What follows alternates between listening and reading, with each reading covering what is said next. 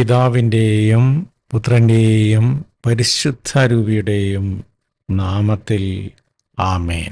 വീണ്ടും വചനവുമായി വരുവാൻ സാധിക്കുന്നതിന് കർത്താവിന് നന്ദി പറയുന്നു.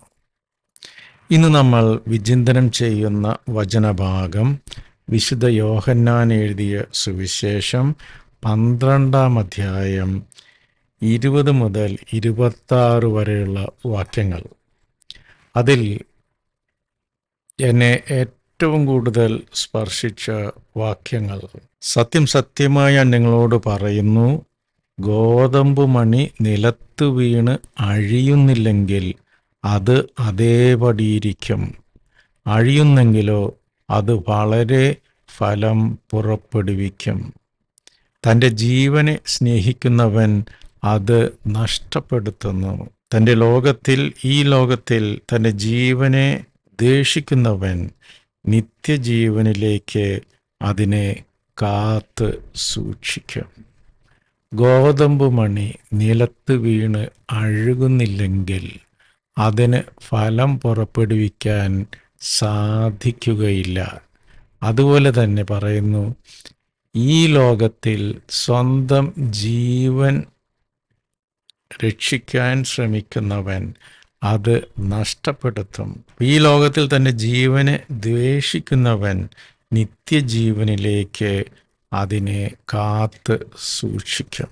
അപ്പോൾ ഈ ലോകത്തിൻ്റെ ലൗകികമായ കാര്യങ്ങളിൽ മുഴുകി നമ്മുടെ ജീവിതം മുഴുവൻ ഈ ലൗകികതയിലോട്ട് കടന്നു പോവുകയാണെങ്കിൽ നമ്മൾ നമ്മുടെ ജീവനെ നഷ്ടപ്പെടുത്തും. അതേസമയം ഈ ലോകത്തിൻ്റെ ലൗകികമായ മായകളിൽ നിന്നൊക്കെ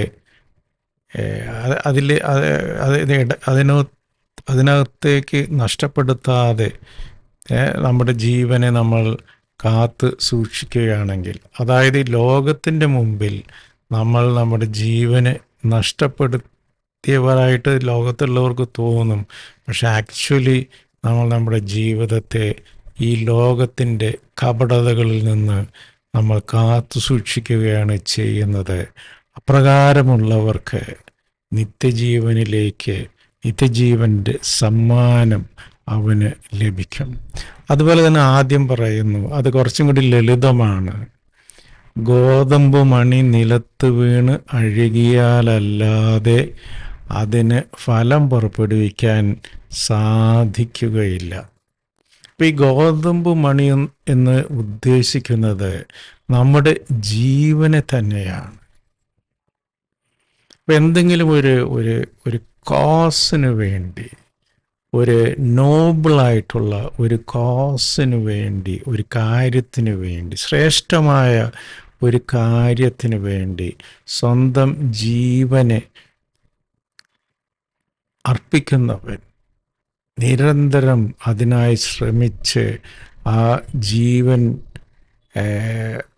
അഴുകി ഇല്ലാതാകുന്നത് പോലെ അതുപോലെ പ്രവർത്തിക്കുകയാണെങ്കിൽ അവൻ വളരെയേറെ ഫലം പുറപ്പെടുവിക്കും. ഇപ്പം നമ്മൾ ഇത് ബൈബിളിൽ പറഞ്ഞിട്ടുള്ള വാക്യങ്ങളാണെങ്കിൽ തന്നെയും നമ്മൾ നമ്മുടെ ചുറ്റുപാട് നമ്മൾ നോക്കുമ്പോൾ വിജയിച്ചു നിൽക്കുന്നവരൊക്കെ എന്തെങ്കിലുമൊക്കെ ഒരു ശ്രേഷ്ഠമായ കാര്യത്തിന് വേണ്ടി സ്വന്തം ജീവനെ തന്നെ അതിനുവേണ്ടി അർപ്പിക്കുന്നവരാണ് വിജയിച്ച് നിൽക്കുന്നത്. ഒരു ഉദാഹരണം, എനിക്ക് പരിചയമുള്ള ഒരു വ്യക്തി, പുള്ളി അധികം കാര്യങ്ങളൊന്നും ചെയ്യുന്നില്ല. ജീവിതത്തിൽ ആകെ വിരലിലെണ്ണാവുന്ന കാര്യങ്ങൾ മാത്രമേ ചെയ്യുന്നുള്ളൂ.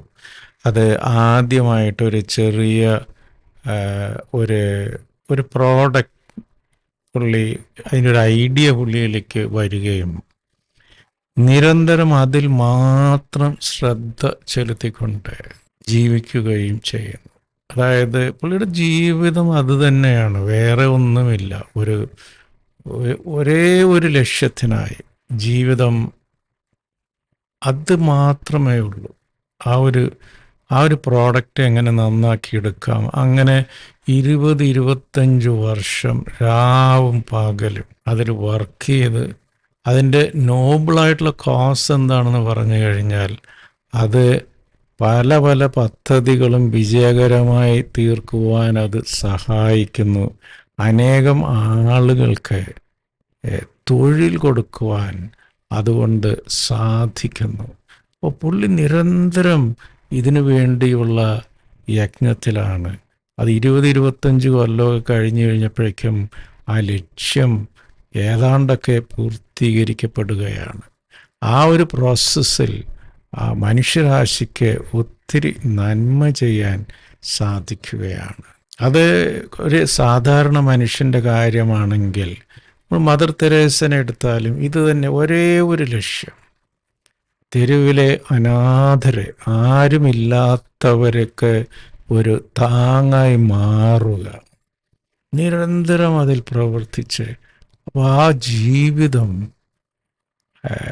കണ്ടമാനം ഫലം പുറപ്പെടുവിക്കുന്നതായി മാറുകയാണ്. അപ്പോൾ ഇത് കണ്ടു കഴിയുമ്പോൾ ഒരുപക്ഷെ ജീവിതത്തിൻ്റെ പരാജയമെന്ന് പറയുന്നതും ജീവിതകാലം മുഴുവൻ ശ്രേഷ്ഠമായ ഒരു കാര്യത്തിനും ഉപയോഗിക്കാതെ സ്വന്തം കാര്യം മാത്രം നോക്കി അങ്ങനെ ഉള്ള കഴിവുകൾ പോലും ഉപയോഗിക്കാതെ വ്യർത്ഥമാക്കി കളയുന്ന ജീവിതങ്ങൾ അത് പരാജയങ്ങൾ തന്നെയാണ്.